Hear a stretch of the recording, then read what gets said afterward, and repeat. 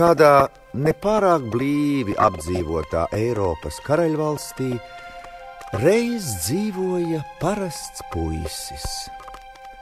Viņš bija ceļojis uz citiem pasaules nostūriem, un šo to bija arī redzējis.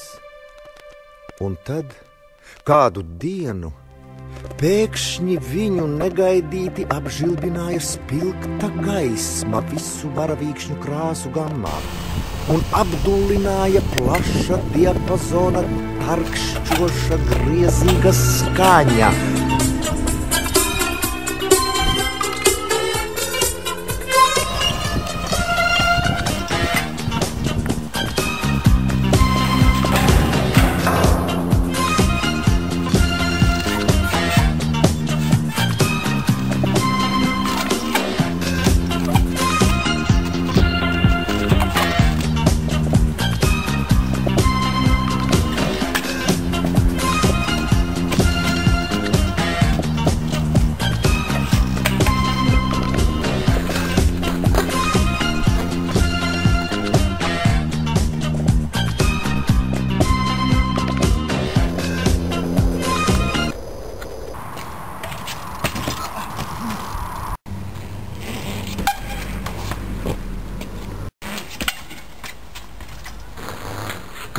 Visapbrīnojamākie triki, elpu aizraujoša daila vai neredzētas bagātības.